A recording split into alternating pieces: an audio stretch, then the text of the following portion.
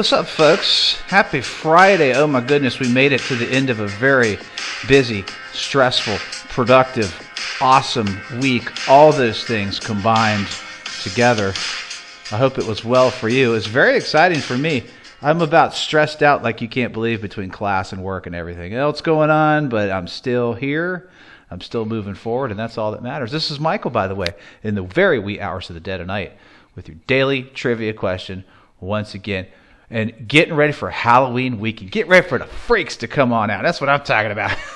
My kind of weekend, my kind of time of year for sure. Anywho, the answer, I digress just a little bit. The answer to the previous trivia question was prison, the prison population, right? There was enough pictorial clues for sure to give it away, but I hope you were able to get it. So on October 27th of 1994, which was a huge year for like corrections and reform programs and everything else, right? Harsher penalty laws, etc., right?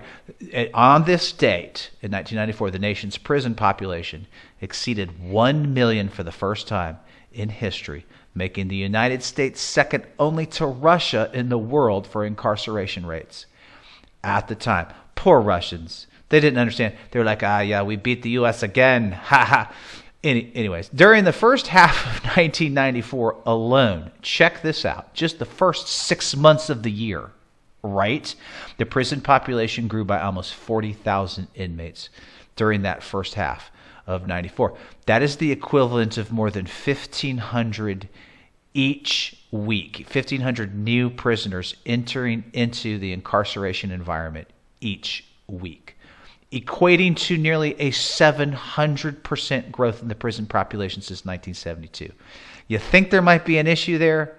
Really? This was due in large part, particularly as we ushered into the 1990s, right? In 94, the so-called dot-com era, this was in large part to very strict and mandatory sentencing laws, more particularly when it came to drug offenses, okay? For those of you who were around in the 1990s, you remember this was a big, huge deal. Mandatory drug sentencing laws, etc., things along those lines. This became a huge, huge trending issue in this country, which kind of bottom lined into massive buildup, right? Which equates to overcrowding versus modern decline, modern at best, right? Which was the end result. So you had overcrowding basically in the prison system, and you had just huge skewed demographics that occurred.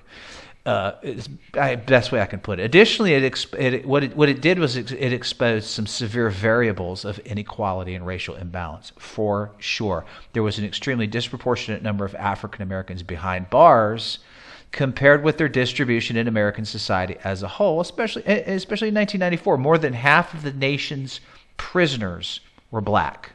Okay, let me say that again. More than half of the nation's prisoners were black, while black people made up only 13% of the overall U.S. population. Let that set in, right? Again, think there's something wrong with that going on in this country? Because of this and because of many other boxes to check and issues, became a political issue, huge political issues going on with this. Funding, for instance, it costs money to incarcerate people. So during this time, spending, I found a statistic that said spending in corrections across the country increased at a rate of 3 times that more of education, right? Think about that. Let that set in. There were a major call for reform efforts. Drug offenses were too harsh. Okay, then people needed to be released earlier. We needed more pretrial interventions of sorts. There was a whole slew of pretrial intervention programs that came out. Suddenly coming up with these intervention programs prior to trial was kind of the hot thing. Okay, these were concepts and ideas that were hot button topics back in 1995 and 94, 95 were my senior year in college, and I could tell you I was pursuing a bachelor's in criminal justice, which I did eventually graduate with a bachelor's in criminal justice from USC, from South Carolina. Go Gamecocks! And these types of things were hot book topics too. They were being discussed very heavily in the classroom, along with community policing. Community policing was the hot thing back in the mid '90s, for sure. So this was making its way into the university curriculums as well. These concepts, these ideas. 1994, I think, was the year where Clinton was going to put 100,000 cops on the street, right? That was one of his promises, etc. Okay, there's a lot going on as far as crime, reform, prison, right? Decarceration, which was the concept, became the call for action and a priority of these efforts, have been very slow, to say the least. By year end 2017, 1.4 million people were imprisoned in the United States. That's a decline of only 7% since the prison population reached its peak in 2009, I believe.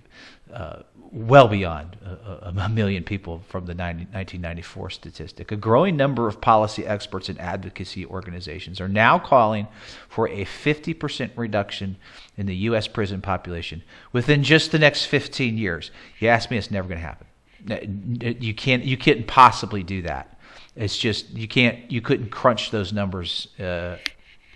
You couldn't do that. I just don't see where that's going to be possible. But in order to even things out and to level the field of sorts, that is what policy experts and advocacy organizations are saying needs to be done. 50% reduction in 15 years. A recent perfect example of these decarceration efforts, without question, is President Biden's most recent kind of across-the-board pardon and early releases for people incarcerated for marijuana convictions. I don't know if you remember that. That just happened this year, for sure. And he's also calling to legalize marijuana, which most states already have. And quite frankly, we need the taxes for it, as far as I'm concerned. And the prison population needs that ease. You have to ease things out in that regard, for sure, kind of level it out. And that's a great area to start at. I'm totally for that. So that's one recent example of decarceration. And reducing the prison population was part of Biden's agenda coming into the presidency. Growing recognition of the scale and urgency of mass incarceration is now reflected in the work of leaders. As diverse, I found this in my research, as diverse as Senator Cory Booker, as well as former House Speaker Newt Gingrich. Now you talk about two completely and totally opposite ends of the aisle reaching across. That's called opportunity, folks, to solve a problem from both political spectrums, for sure.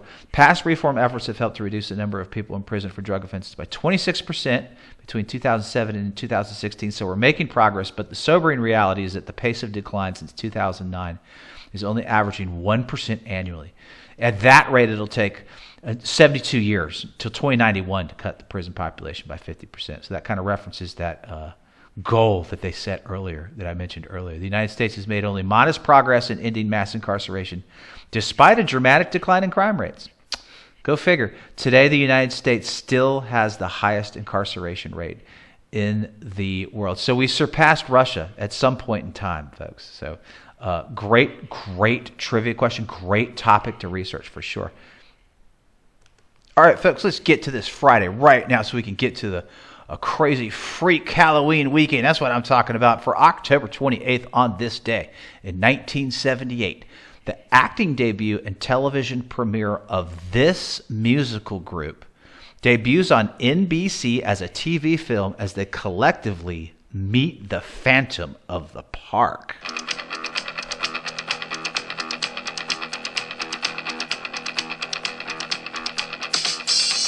Worst movie ever made. Classic bad movie. Peace out, folks.